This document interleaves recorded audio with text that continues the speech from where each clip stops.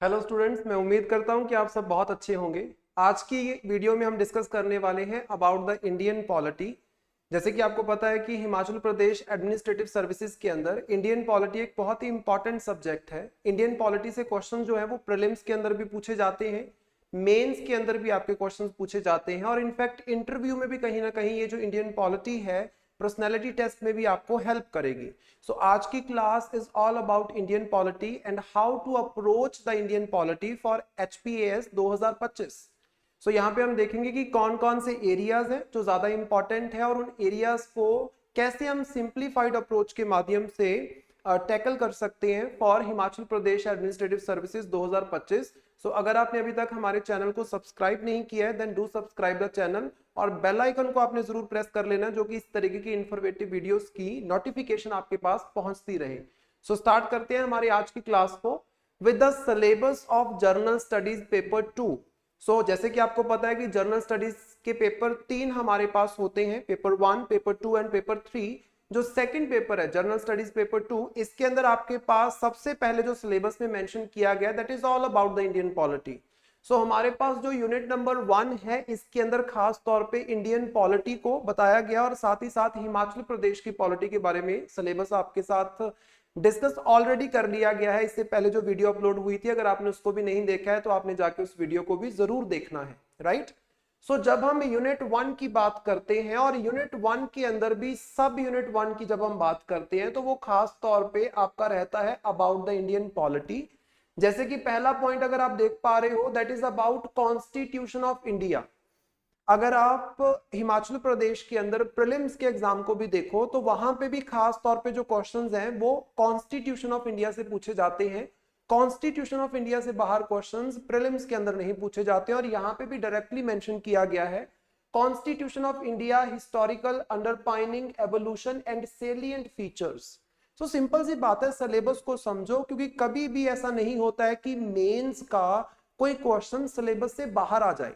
But बात ये होती है कि हम लोग कहीं ना कहीं सिलेबस को समझने में नाकाम रहते हैं। सो दैट इज वेरी इंपॉर्टेंट कि इसी स्टेज पे आप सिलेबस को बहुत अच्छे से समझ लो। इनफैक्ट मैं तो हमेशा सुजेशन देता हूं कि जब आप तैयारी स्टार्ट करते हो, जो कि मैं उम्मीद लगा रहा हूं कि आप लोगों ने अपनी तैयारी स्टार्ट कर दी होगी क्योंकि बहुत ज्यादा आपके पास टाइम बचा नहीं है। अभी हमारे पास अगर देखा जाए तो अप्रोक्सीमेटली 8 से 9 महीने आपके पास बचे हुए हैं फॉर द प्रीलिम्स 2025। सो अभी से अगर आप अपनी तैयारी स्टार्ट करोगे तो बहुत अच्छे से आप अपनी तैयारी कर सकते हो। सो मैं हमेशा सुजेस्ट करता हूं कि जब तैयारी स्टार्ट करते हो तो पहले 15 दिन के लिए सिलेबस को आगे रखा करो और सिलेबस को जस्ट रीड किया करो। मैं ये नहीं बोल रहा हूं कि सिलेबस को आपने याद करना है। पहले 15 दिन के लिए एक हैबिट बना लो कि हर दिन आपने सिलेबस को रीड करना है और उसके बाद हर हफ्ते आपने सिलेबस को रीड करना है। हफ्ते में एक बार, पहले 15 दिन लगातार, उसके बाद हफ्ते में एक बार आपने सिलेबस को जस्ट रीड करना है। उससे होता क्या है, आपको मेंस के सिलेबस का एक आइडिया आपके दिमाग के अंदर रहता है, एक सबकॉन्शियस माइंड में आप बोल सकते हो वो सिलेबस फिट हो जाता है। जब भी कभी आप करंट के अंदर कोई न्यूज देखोगे या फिर किसी मैगजीन के अंदर कोई टॉपिक पढ़ोगे या ऑनलाइन कोई टॉपिक पढ़ोगे या फिर जैसे हम आपके लिए वीडियोस लेके आते हैं इस तरीके की वीडियोस को सुनोगे तो वहां पे आपको समझ आएगा कि एक्चुअली किस चीज की बात की जा रही है, कौन से टॉपिक की बात की जा रही है और किस लेवल तक उस टॉपिक को हमने पढ़ना है। So that is why syllabus is most important. Question कभी सिलेबस से बाहर नहीं आते हैं अगर आप सिलेबस को ढंग से समझ लो तो यहाँ पे जब इंडियन कॉन्स्टिट्यूशन लिख दिया है, उसका हिस्टोरिकल बैकग्राउंड लिख दिया है तो ऑटोमेटिकली आपको हिस्टोरिकल बैकग्राउंड पढ़ना है। नंबर 2, उसके एवोल्यूशन के बारे में लिखना है तो मेकिंग ऑफ इंडियन कॉन्स्टिट्यूशन के बारे में आपने पढ़ना है और इंडियन कॉन्स्टिट्यूशन बनने से पहले हमारे यहाँ पे कौन से बेसिक लॉज चलते थे उसके बारे में आपको थोड़ा सा आइडिया होना चाहिए, जैसे government of India act 1935, that is most important. Then उसके बाद salient features of present Indian constitution, कौन कौन से इंपॉर्टेंट फीचर्स हैं। जैसे हमारे कॉन्स्टिट्यूशन को बोला जाता है कि it is the lengthiest constitution, it's size is like elephant, बहुत बड़ा कॉन्स्टिट्यूशन है और यहाँ पे सेकुलरिज्म को प्रमोट किया जाता है। साथ ही साथ फंडामेंटल राइट्स बहुत इंपॉर्टेंट है, फेडरल पॉलिटी को बहुत इंपॉर्टेंस दी जाती है।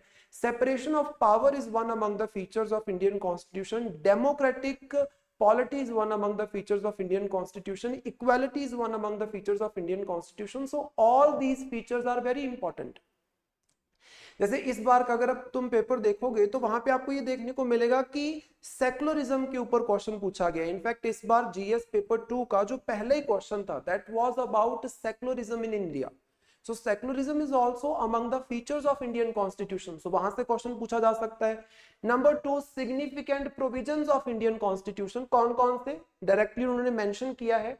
फंडामेंटल राइट्स हो गए, directive principles of state policy हो गया एंड फंडामेंटल ड्यूटीज होगी। ये तो मोस्ट इंपॉर्टेंट चैप्टर्स है ना। Chapter number 3 that is fundamental right, chapter number 4 that is directive principles of state policy और डीपीएसपी हम बोल देते हैं। एंड आपका जो part number 4A that talks about the fundamental duties. So part 3, part 4, part 4A directly mention किया गया, तो उसके बारे में आपको पता होना चाहिए। और इस बार के पेपर में अगर तुम देखोगे डीपीएसपी इसके ऊपर डायरेक्ट एक क्वेश्चन पूछा गया है और 12 नंबर का क्वेश्चन पूछा गया, 12 मार्कर क्वेश्चन पूछा गया। सो इट इज वेरी इंपॉर्टेंट। तीसरा अगर तुम देखो, amending process and important constitutional amendments and the theory of basic structure. What is basic structure आपको पता होना चाहिए। कॉन्स्टिट्यूशन की अमेंडमेंट किस तरीके से होती है आपको पता होना चाहिए। अगर कोई रिसेंटली कॉन्स्टिट्यूशन की अमेंडमेंट हुई है, जैसे 106 अमेंडमेंट 2023 के अंदर की गई थी, so that amendment is very important. उसके ऊपर देखो इस बार के प्रीलिम्स में भी क्वेश्चन पूछा जा सकता है। अगर तुम पिछली बार के प्रीलिम्स को देखो 2023 के प्रीलिम्स को, तो वहां पे 103rd अमेंडमेंट के बारे में क्वेश्चन पूछा गया था जो कि 2019 के अंदर हुई थी, राइट लेकिन वो न्यूज में चल रही थी, तो इस वजह से 2023 के अंदर क्वेश्चन पूछा गया। सो अमेंडमेंट्स के ऊपर प्रीलिम्स में तो क्वेश्चन आता ही आता है, मेंस के अंदर भी उस अमेंडमेंट के फीचर्स के ऊपर क्वेश्चन पूछा जा सकता है, उसके इंपैक्ट के ऊपर, उसके इंप्लीकेशंस के ऊपर, और उसकी क्या भी प्रॉब्लम्स है, क्या शॉर्ट कमिंग्स है, क्या लूप होल्स है, उसके ऊपर भी क्वेश्चन पूछा जा सकता है। So it is very important, right. Then उसके बाद सब यूनिट 2, यूनिट 1 का हमने सब यूनिट 1 डिस्कस किया, यूनिट 1 का ही सब यूनिट 2 जो है that also talks about Indian polity and Indian constitution. तो उसमें अगर तुम सबसे पहले देखोगे तो आपको देखने को मिलेगा पार्लियामेंट एंड स्टेट लेजिस्लेचर, मतलब यूनियन लेजिस्लेचर लॉ मेकिंग जो बॉडी है उसकी बात की जा रही है, एंड स्टेट लेवल पे जो लॉ मेकिंग बॉडी है उसकी बात की जा रही है।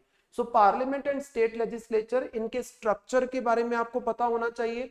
Organization and functioning of the union and state executive and the judiciary.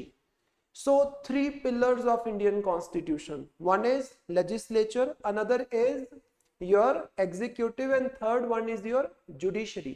So इन तीनों के बारे में आपको पता होना चाहिए। देखने में लग रहा है कि बस एक पॉइंट में निपटा दिया, अदरवाइज जब आप पढ़ने लगोगे सो पार्लियामेंट के ऊपर अच्छा खासा आपके पास चैप्टर है। मतलब पार्लियामेंट के रिलेटेड कोई भी अगर इशू या कोई रिपोर्ट या पार्लियामेंट की फंक्शनिंग के ऊपर कोई भी डिस्कशन आपको न्यूज में देखने को मिलती है तो उसके ऊपर क्वेश्चन बन सकता है। स्टैटिक क्वेश्चन तो पूछा ही जा सकता है, एज सिंपल एज दैट।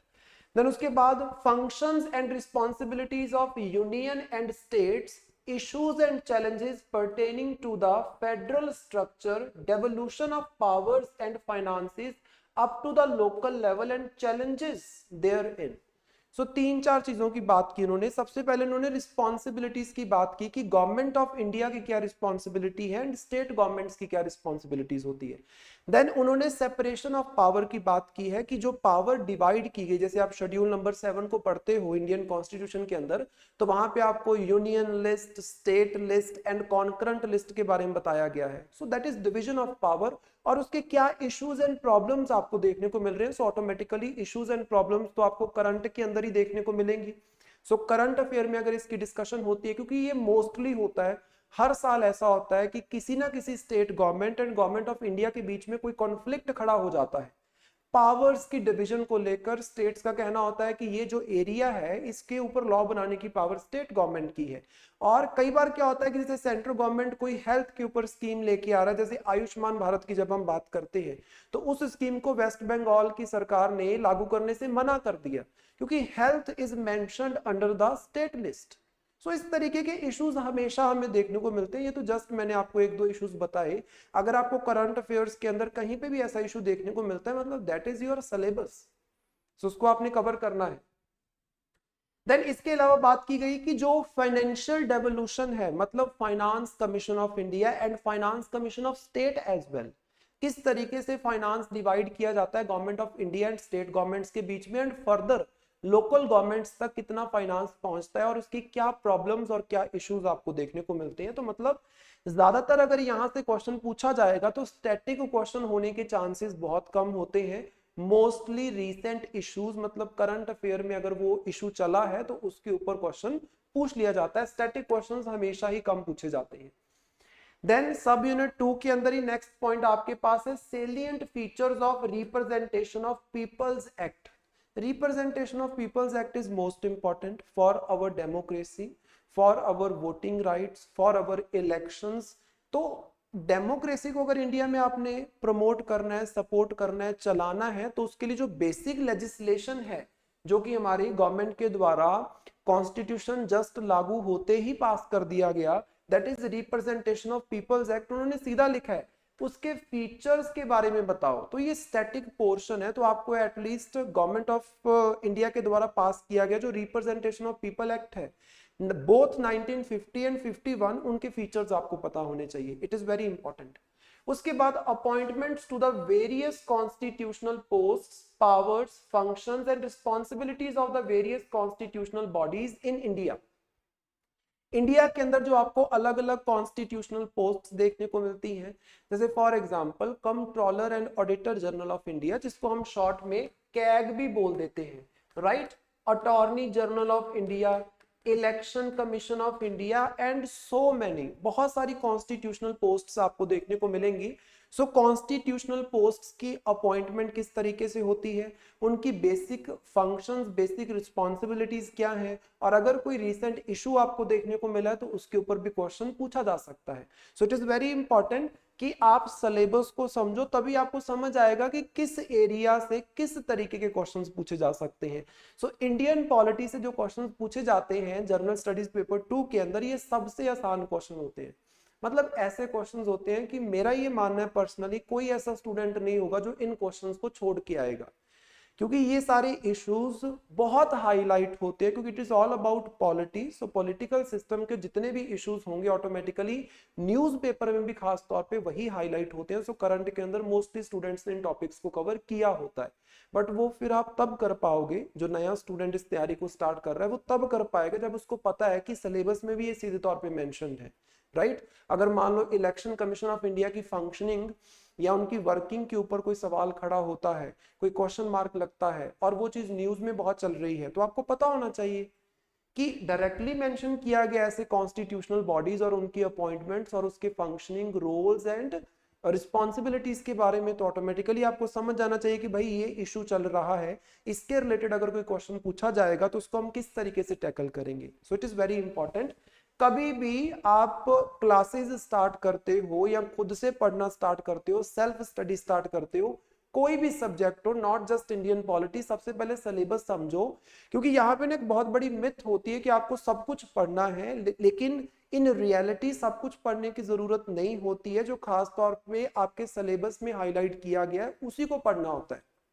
और ये सेम बात अभिषेक सर ने भी आपको समझाई थी लास्ट लेक्चर के अंदर। वो वीडियो को अगर आपने नहीं देखा है तो उसको जाके जरूर देखना। उसमें सर ने पूरी की पूरी जो HPGK है for Himachal Pradesh administrative services 2025, उसको बहुत ही थॉरली, बहुत अच्छे से कवर किया है कि कौन कौन से एरियाज हैं जो सिलेबस में मेंशन है और जहां से क्वेश्चंस पूछे जाते हैं। सो उस वीडियो को जरूर देख लेना, इट इज वेरी इंपॉर्टेंट।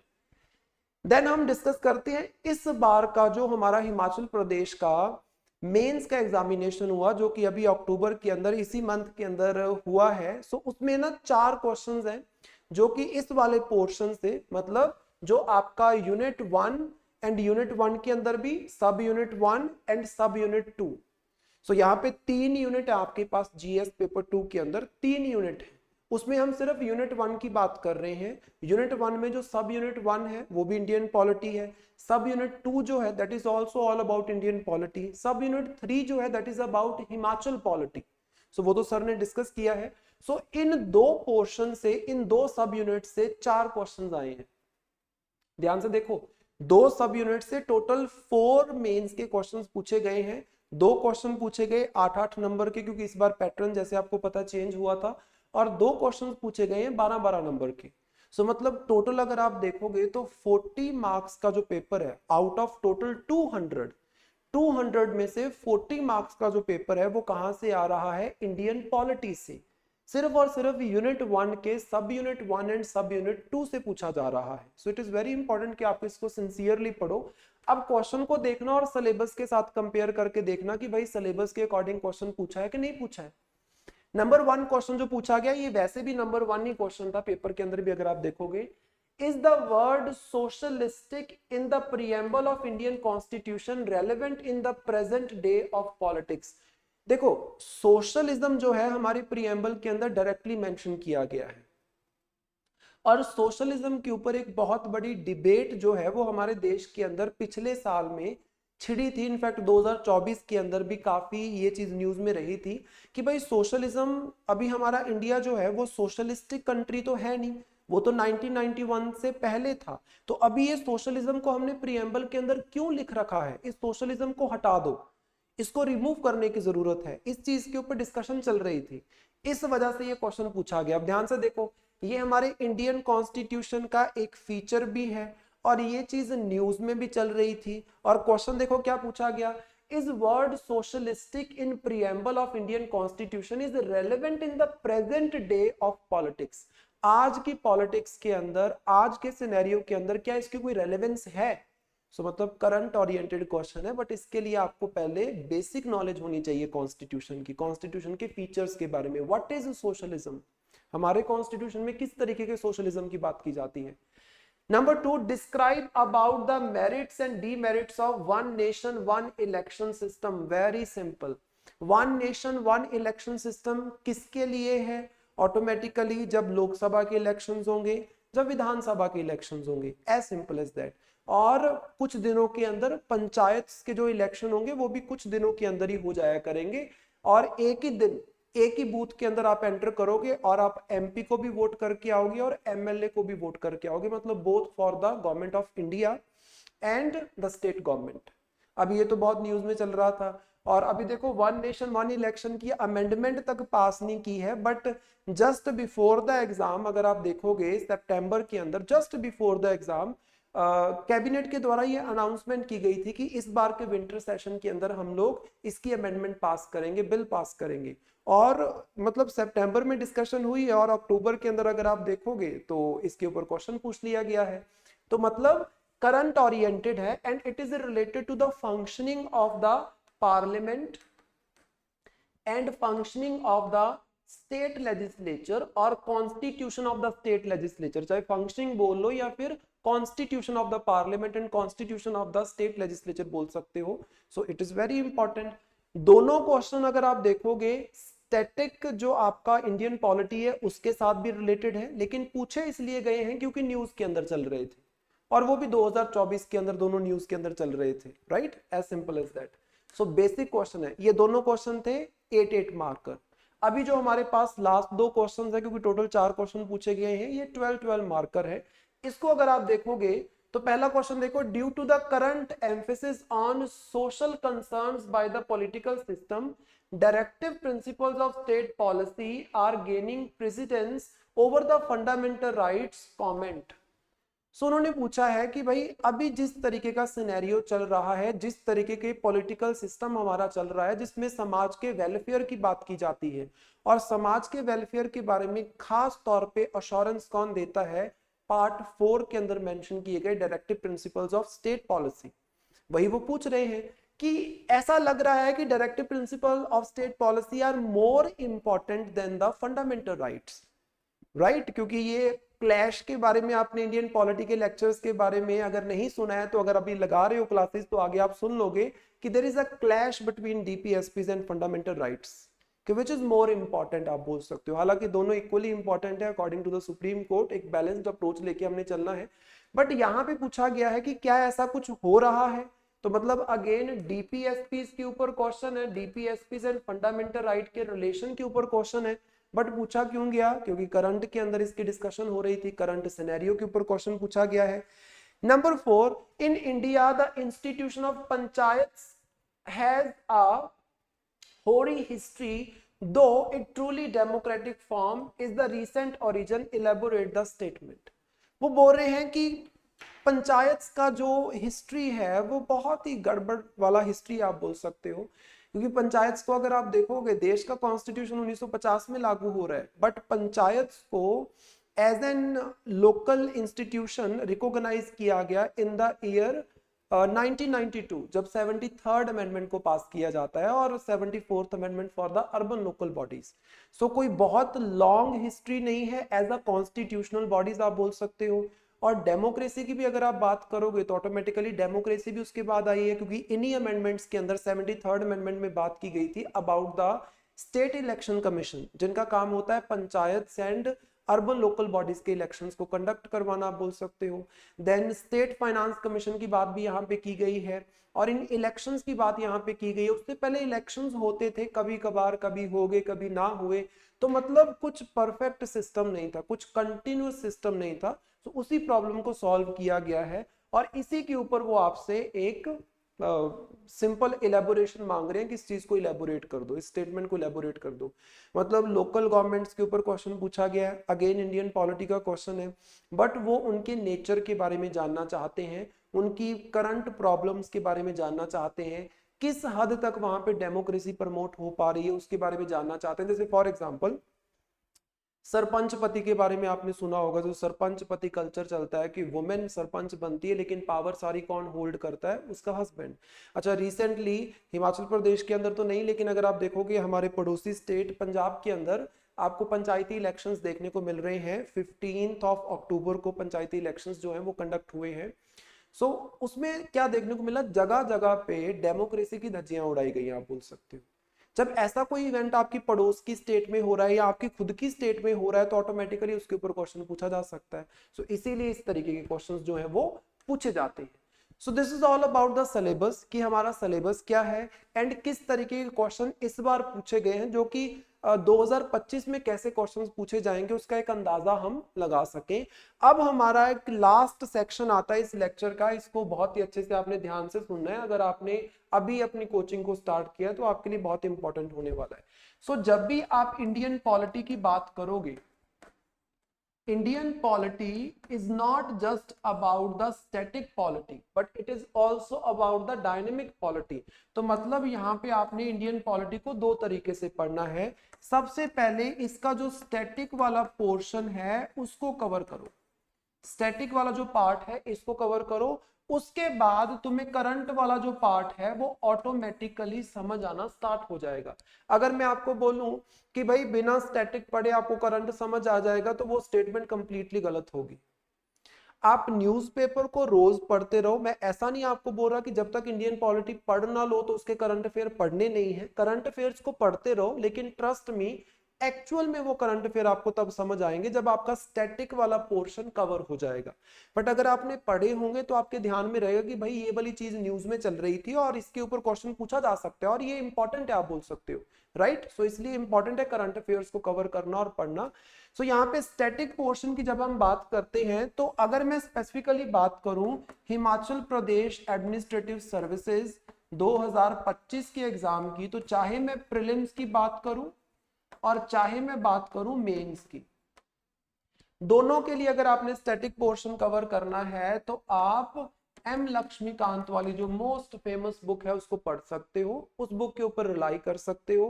बस देखो एक चीज को दिमाग में रखना, बहुत सारी बुक्स उठाने की जरूरत नहीं है कि पॉलिटी की 10 तरह की बुक्स आप उठा के घूम रहे हो। एक बुक उठाना, मेरा सजेशन एम लक्ष्मीकांत है, क्योंकि मेरे हिसाब से ये बुक बहुत अच्छी है और हर एक चीज कवर कर देती है। अगर आपको मान लो कोई दूसरी बुक भी पसंद आ रही है तो आप उसको भी कर सकते हो, लेकिन उसके बाद एक सजेशन मान लेना, एक ही बुक के ऊपर टिक जाना। ऐसा नहीं होना चाहिए कि आप पॉलिटी के लिए 3 तरह की बुक्स लेके घूम रहे हो या 2 बुक्स पढ़ रहे हो। एक ही बुक पढ़ो, उसको बार बार पढ़ो, उसको बार बार रिवाइज करो। हर बार जब तुम लक्ष्मीकांत या किसी भी पॉलिटी की बुक को पढ़ोगे, हर बार तुम्हें कुछ ना कुछ नया वहां पे मिलेगा, हर बार। सो यहाँ पे ज्यादा सोर्सेज को फॉलो करना इज नॉट बेनिफिशियल, बट एक ही सोर्स को बार बार रिवाइज करना, that is the key, that is the key to the success, specially for Indian polity, क्योंकि उसमें सब कुछ बहुत अच्छे से आपके इनफैक्ट सिलेबस के अकॉर्डिंग बहुत अच्छे से एम लक्ष्मीकांत के अंदर दिया गया है। सो आपको ज्यादा कोई कंपाइलेशंस करने की जरूरत नहीं है, ज्यादा कोई दिमाग खर्च करने की जरूरत नहीं है, आपके पास सब बना बनाया है, उसको बस बार बार पढ़ लो। इनफैक्ट मैं तो ये भी बोलता हूँ कि आपको ना नोट्स बनाने की जरूरत भी नहीं है स्टैटिक पोर्शन के, उसी एम लक्ष्मीकांत के अंदर हाईलाइट कर लो चीजों को, क्योंकि बार बार पढ़ने से ऑटोमेटिकली वो चीज आपको समझ आएगी। कई स्टूडेंट्स क्या करते हैं, मैंने देखा है अपने एक्सपीरियंस के अंदर, कि एम लक्ष्मीकांत से नोट्स बनाने स्टार्ट करते हैं और एक नई एम लक्ष्मीकांत जो है वो बना के रख देते हैं और बाद में उसको भी पढ़ते हैं और जो आपकी बुक है उसको भी पढ़ते हैं, तो वो डबल डबल आपकी सोर्सिंग हो जाएगी। That is not beneficial for the examination, right. So book को पढ़ो, उसी में हाईलाइट कर लो, और ऐसा मत करना कि पहली बार आप बुक पढ़ रहे हो तो उसी टाइम पे आप हाईलाइट कर रहे हो, नहीं, just read it out, second time just read it out, तीसरी बार आपने हाईलाइट करना स्टार्ट करना है, क्योंकि तीसरी बार में एक्चुअल में आपको समझ आएगा कि इसमें इंपॉर्टेंट क्या है। और हर बार जब रिवीजन करोगे ना तो आपको ये समझ आएगा कि वो हाईलाइटिंग वाला पोर्शन कम होता जाएगा, क्योंकि पहली बार पढ़ोगे तो आपको लगेगा पता नहीं क्या ही चल रहा है, ये हो सकता है आपको लैंग्वेज भी थोड़ी बहुत टफ लगे, खास तौर पे वो स्टूडेंट्स जो ह्यूमैनिटीज बैकग्राउंड के नहीं हैं, लेकिन पढ़ना उसको, लैंग्वेज बहुत आसान है, अगर आप बार बार पढ़ोगे तो आपको समझ आना स्टार्ट हो जाएगा। ऐसा भी हो सकता है बुक को पढ़ो, आपको कुछ शब्द बहुत ही अटपटे लगे और उसके सिंपल वर्जन आपको वहां पे मेंशन करने पड़े, कर लेना मेंशन, जितनी मेहनत करनी पड़े उस बुक को समझने के लिए कर लेना, क्योंकि वो बुक आपको बहुत अच्छा गेन देगी at the end, right. It is very important. So इसके लिए हम लक्ष्मीकांत को आप फॉलो कर सकते हो both for prelims and mains. But यहां तक तो हमारा काम खत्म नहीं होगा, हमने करंट वाला भी तो कवर करना है, क्योंकि चाहे तो प्रीलिम्स हो और चाहे हो आपका मेंस, दोनों में ही नो डाउट स्टैटिक पोर्शन से क्वेश्चंस आते हैं, स्टैटिक पोर्शन के साथ रिलेटेड क्वेश्चंस पूछे जाते हैं। बट कौन से स्टैटिक पोर्शन से, जो खास तौर पे न्यूज के अंदर चला होता है, और न्यूज में क्या चल रहा है आपको कैसे पता चलेगा, करंट अफेयर्स को पढ़ के, करंट अफेयर्स को रीड करोगे तो फिर ही आपको ये चीज समझ आएगी, अदरवाइज आपको समझ आने वाली नहीं है। सो करंट अफेयर्स की जब हम बात करते हैं तो अप्रोक्सीमेटली मतलब कम से कम 1 साल के करंट अफेयर्स आपने बहुत अच्छे से कवर कर लेने हैं।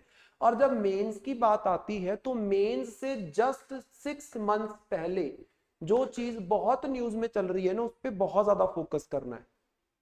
सेम फॉर प्रीलिम्स, जैसे प्रीलिम्स हमारा जून के अंदर होगा, सो जून में अगर प्रीलिम्स है तो जनवरी से लेके जून 2025 तक जितने भी करंट अफेयर्स हैं बहुत अच्छे से कवर करने हैं। उससे पीछे 2024 के जो आपको दिसंबर से बैकवर्ड जून जुलाई तक करने हैं उसको भी बहुत अच्छे से करना है। लेकिन जो रीसेंट 6 मंथ्स होते हैं वो ज्यादा इंपॉर्टेंट रहते हैं, हमेशा देखना उस वाले पोर्शन में, रिसेंट 6 मंथ में जो टॉपिक्स बार बार न्यूज में आए होते हैं उसके ऊपर स्टैटिक क्वेश्चन पूछ लेते हैं। क्वेश्चन स्टैटिक होगा लेकिन पूछा क्यों, क्योंकि करंट में वो टॉपिक आ रहा था। सो इट इज वेरी इंपॉर्टेंट इस चीज को समझना। सो कम से कम 1 साल के करंट अफेयर आपको पढ़ने पड़ेंगे, और जो रिसेंट 6 मंथ होते हैं वो ज्यादा इंपॉर्टेंट रहते हैं फॉर प्रीलिम्स एंड मेंस। अभी मैंने आपको दिखाया कि वन नेशन वन इलेक्शन के ऊपर क्वेश्चन पूछा गया था, क्यों पूछा गया, सितंबर के अंदर अनाउंसमेंट आई है, और उससे पहले लगातार, मतलब ऐसा तो है नहीं कि वन नेशन वन इलेक्शन की अनाउंसमेंट पहली बार सितंबर में आई, वो तो चलो कैबिनेट ने बोला कि हम इस बार के विंटर सेशन में इसके ऊपर एक बिल पास करेंगे, अमेंडमेंट की जाएगी कॉन्स्टिट्यूशन की। बट थिंग इज उससे पहले भी तो अगर आपने देखा हो, रामनाथ कोविंद जो कमेटी है उनकी रिपोर्ट आई थी, तब भी ये न्यूज में रहे हैं। उससे पहले जब सरकार ने प्रपोजल दिया था 2023 के अंदर भी बहुत न्यूज में रहे हैं, आप बोल सकते हो, तो लंबे समय से ये न्यूज में चल रहे थे। सो उसके ऊपर अगर क्वेश्चन पूछ लिया जाता है तो कोई अटपटा क्वेश्चन नहीं है, बड़ा बेसिक क्वेश्चन है, बड़े लंबे समय से ये चीज न्यूज में चल रही थी, right. So best sources M Laxmikanth for the static portion for Indian polity only, not for Indian policy. एक हमारे पास इंडियन पॉलिसी भी तो है जो आपको नेक्स्ट वाले पोर्शन में देखने को मिलेगा, इंडियन पॉलिसी, या फिर इसको बोल देते हैं Indian public policy. So public policy के लिए मैं एम लक्ष्मीकांत नहीं बोल रहा, उसका रिसोर्स आपको अलग लगेगा, ना ही मैं गवर्नेंस की बात कर रहा हूं, गवर्नेंस वाला टॉपिक अलग है, आप बोल सकते हो। सिर्फ इंडियन पॉलिटी के जो 3-4 क्वेश्चंस आपके पास, 4 क्वेश्चंस आते हैं जैसे इस बार आए हैं न्यू पैटर्न के अकॉर्डिंग, उन क्वेश्चंस को आप लक्ष्मीकांत से स्टैटिक पोर्शन को अच्छे से कवर कर सकते हो। बाकी जितना अच्छे से करंट अफेयर को पढ़ोगे उतना अच्छा आंसर आप लिख पाओगे, जितनी आंसर राइटिंग की प्रैक्टिस करोगे उतने अच्छे से आप उसको कवर कर पाओगे, ठीक है। So this is the basic strategy और बेसिक सोर्स फॉर पॉलिटी वाला portion, and this is all about today's lecture. इसी तरीके से आगे की हमारी जो वीडियोस हैं वो रहने वाली हैं, बाकी जो हमारा बचा हुआ पूरे का पूरा सिलेबस है। अभी तक हमने हिमाचल प्रदेश की जीके के बारे में एक लेक्चर अपलोड किया है, आपने आई थिंक देख लिया होगा, और एक ये सेकंड लेक्चर आपके पास आया है। इसके बाद लगातार आपके पास लेक्चर्स जो हैं वो अपलोड होते रहेंगे। सो आपने लेक्चर्स को जरूर देखना है, खास तौर पे वो स्टूडेंट्स जो भी प्रिपरेशन को स्टार्ट कर रहे हैं, तो आपको एक बेसिक सी गाइडेंस मिल जाएगी कि किस तरीके से हमने चलना है। क्योंकि ऐसा नहीं ना होना चाहिए कि अब आप प्रिपरेशन को स्टार्ट कर रहे हो तो 25 वाला टारगेट ना करके आप पेपर 2026 वाला टारगेट कर रहे हो, राइट।